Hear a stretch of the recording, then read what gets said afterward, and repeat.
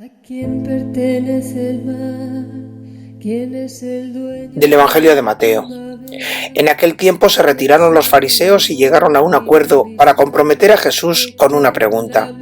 Le enviaron algunos discípulos suyos con unos herodianos y le dijeron: «Maestro, sabemos que eres sincero y que enseñas el camino de Dios conforme a la verdad, sin que te importe nadie, porque no te fijas en apariencias.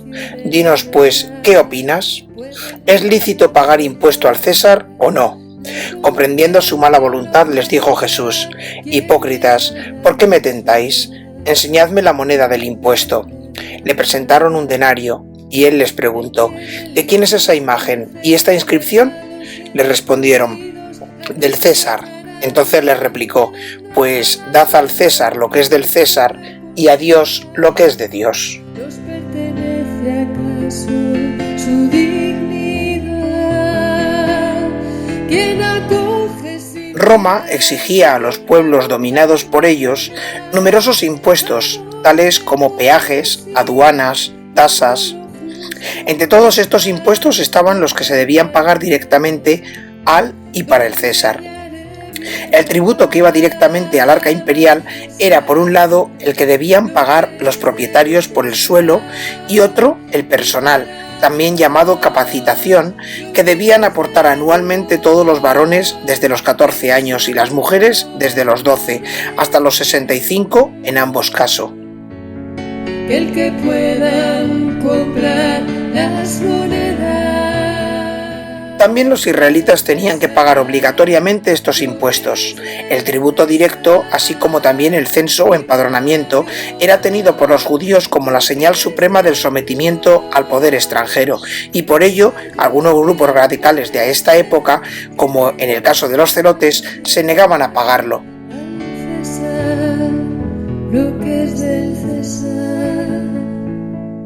Asimismo, algunos fariseos sostenían que pagarlo era pecado, al constituir un acto de tácito reconocimiento a las pretensiones divinas del emperador romano. Para entender mejor esta posición, conviene explicar también algo sobre las monedas usadas en aquella época. ¿A quién pertenece el mar? ¿Quién es el dueño de... Las monedas de poco valor, como el óbolo o el leptón, podían ser acuñadas por los jerarcas y autoridades locales, pero, de modo contrario a la costumbre ampliamente difundida, las monedas acuñadas por los jerarcas judíos como Herodes Agripa o por autoridades romanas que gobernaban Judea, como en el caso de Poncio Pilato, no podían llevar acuñada ninguna imagen o retrato de sus rostros, debido a que, para los judíos observantes, toda representación de figuras humanas se consideraba prohibida por la ley. mi soledad?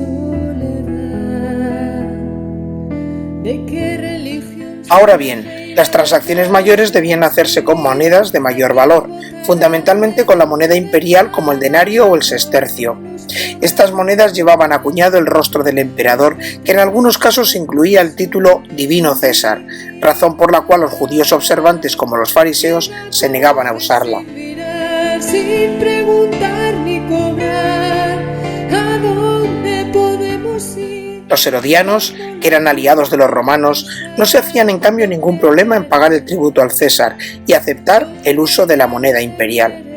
Aun cuando no estuviesen de acuerdo, todos los judíos estaban obligados a pagar los impuestos si no querían oponerse frontalmente al poder dominante y exponer a la nación a un mal mayor. No podían sino humillarse y aceptar su uso mientras esperaban la tan ansiada liberación que les traería el Mesías esperado.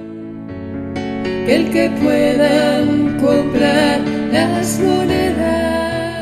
Hoy en el Evangelio entran en escena los fariseos y herodianos. Estos grupos, a pesar de sus profundas e irreconciliables divergencias, se unen en su odio común al Señor y planean juntos cómo eliminarlo. Unos en contra y otros a favor. Se acercan al maestro para preguntarle si es lícito o no pagar el impuesto al César. Más que escuchar su posición con respecto a este delicado tema, les interesaba tener algo de qué acusarlo, ya sea ante el pueblo para restarle autoridad o ante la autoridad romana para poder quitarlo de en medio.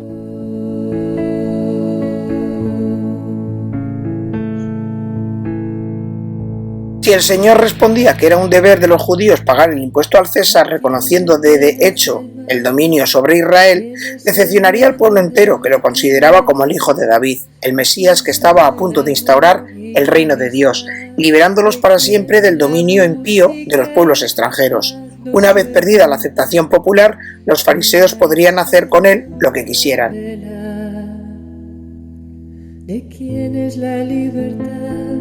¿Cuál es el precio? Si respondía que no había que pagar dicho impuesto, los herodianos podrían acusarlo de sedición ante el procurador romano y ejecutarlo.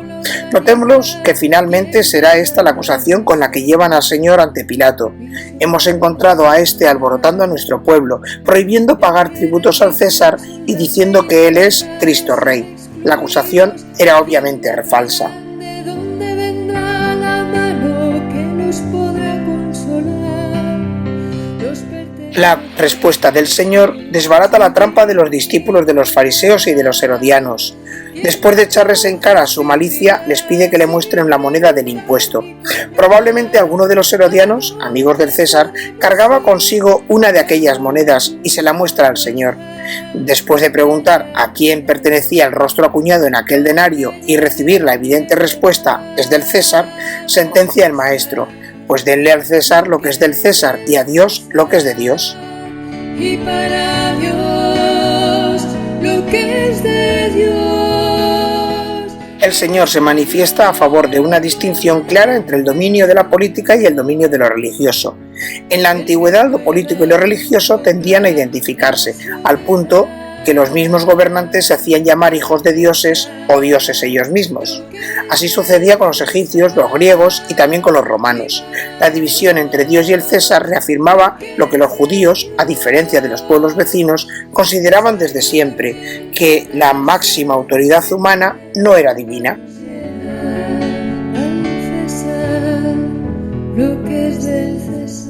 Para el Señor, la obediencia a Dios está sin duda antes que nada y por encima de todo. Sin embargo, Él no duda en reconocer que también la autoridad humana, aunque sea extranjera, debe ser razonablemente obedecida.